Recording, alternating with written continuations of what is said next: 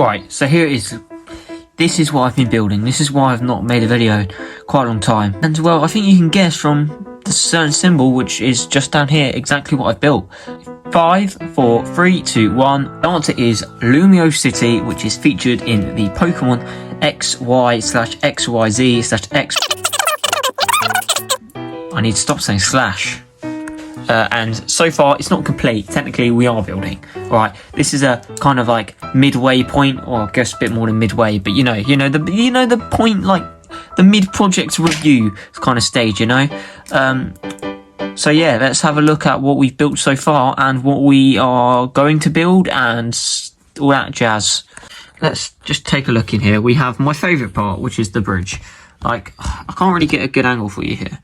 If we go here, it's a recreation of like that iconic scene at the very start of the Pokémon XY. But before we go any further with the build itself, let's look at what makes this build, you know, gives it character, which are the figures that I made myself. First up we have Serena. This is more based on the Journeys look.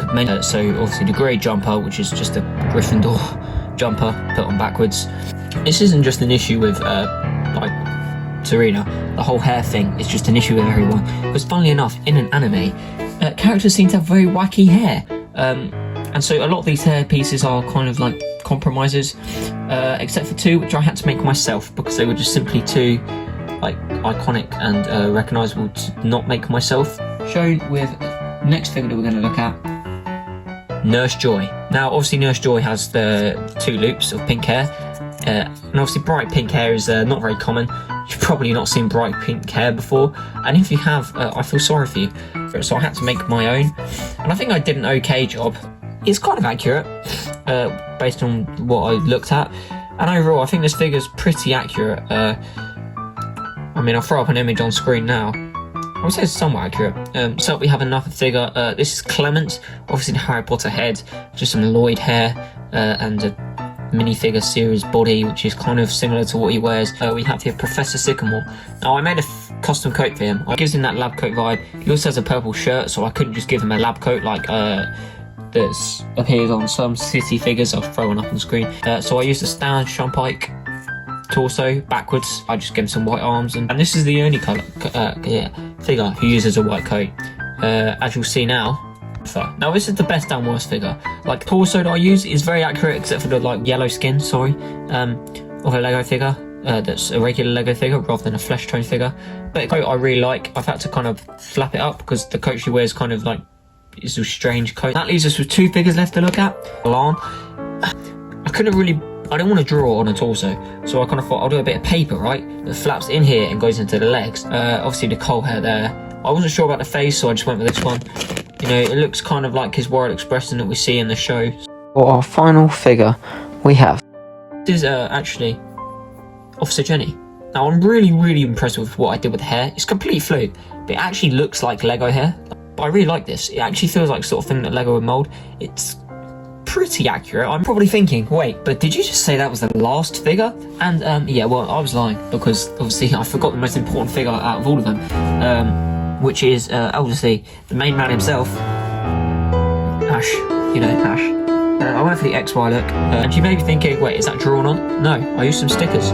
White sticker. I had like a sheet of white stickers, plain white stickers that you could print on. So I just, you know, chopped one of those out and create like a pattern to go on his shirt. Professional custom, shall we say. Ash is actually given this hair, like the 5-Star Toys version. He's given his hat hair combo. So if it's good enough for 5-Star Toys and therefore the people who buy it, then it's good enough for me. And obviously if you got Pokemon, you need Pokeballs. I didn't have a black stud in the middle of these 2 studs. This was the best way I could do it with the parts I had. Of course, how could you have Lego Pokemon without the Pokemon? I mean, like, they were literally in the name of the program, so, you know, we got to go and make some Pokemon. So the first Pokemon we're going to take a look at is Charizard. Now, alright, I think this kind of has a charm to it, because as stupid as it looks, it also kind of does look like Charizard, you know? I kind of really like this Charizard. It's got its own charm to it, that even though it's a little bit fat and a little bit stupid, Charizard is a bit fat, not quite so stupid. But to the worst, this is Chespin.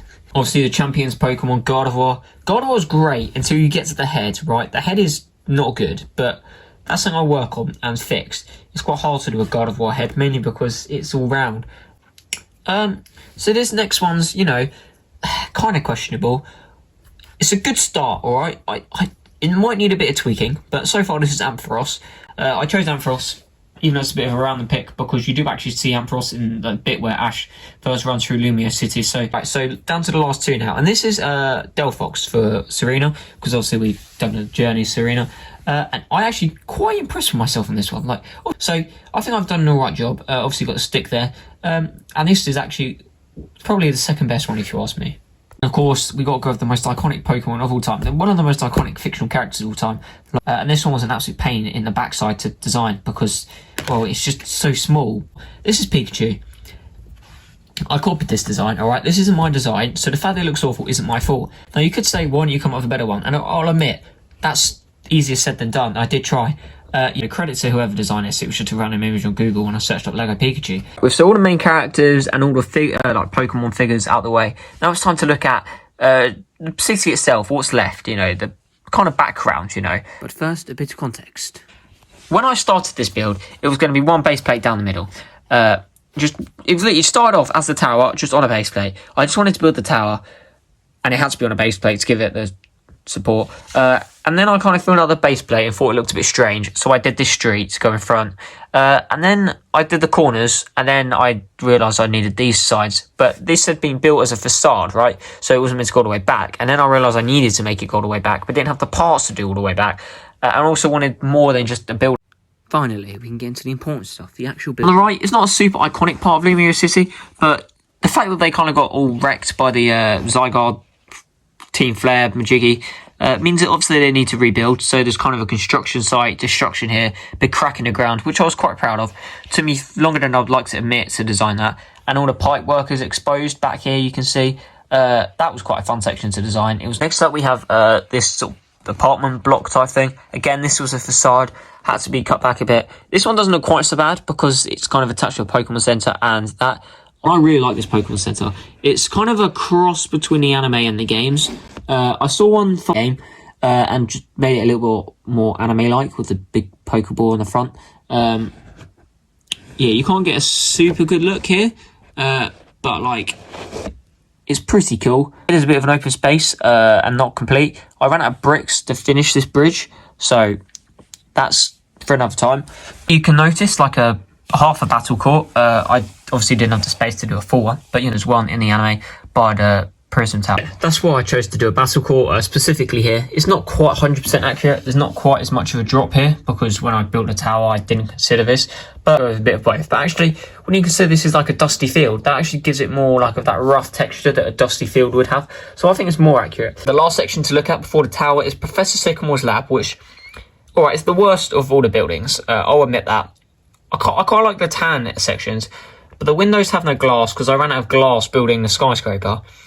And the roof should be glass, but I ran out of glass building the skyscraper. The tower, a few little bits I want to point out. This house, I'm really impressed with this house. I hate building buildings, especially like in a city.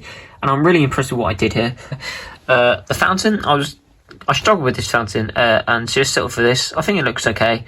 Again, the fountain in the show is kind of just in the background. It's not like a big focal point. So I kind of didn't really spend masses of time trying to make it like really, really like eye-grabbing because it's just meant to be in the background. Just the figures last thing before we go onto the tower, I promise, are just like, you know, random Harry Potter figures or Marvel figures, or my custom Billy Butcher's here because he kind of looks like just your average Joe. A bicycle, because obviously in the games they used to be like a big thing. You could ride around on a bike. When you unlocked it, it was the quickest mode of travel. So yeah, that's all the stuff we've got in here. Now, fun fact about this tower, it's very wonky. Like when you look at the top, it's very, very wonky. But if you look at it from like a front profile, it doesn't look wonky, which is good because otherwise this build would look terrible. And that's mainly due to these panels on the side. I'm not going to touch this tower because it'll probably fall apart. But the panels on the side, like, it's all panels. These are all panels, all right? All of it. It's all connected to like a central pole. But they all kind of don't quite fit in with the side beams. So they kind of all moved it around a bit when I put them on. And it took me many times to put them on without them all falling off. So it's kind of meant that the top's a bit wonky. But as long as you don't look at the top, that's fine. So I just don't look at the build from the top very often. And it is literally the same on every side, just without a door. The This board on the top is just something that was on the top of the tower, so I put it there. Yeah, overall, this is what we've managed to build so far. It's not quite finished. There's some polishing that needs to be done. You know, more Pokemon need to be built. More figures need to be built. I'm running out of characters to do from XY, so we might have to maybe expand and bring in other characters like Red or other companions like Brock and Misty and stuff. So that will be all in the final. You know, this is only a two-parter.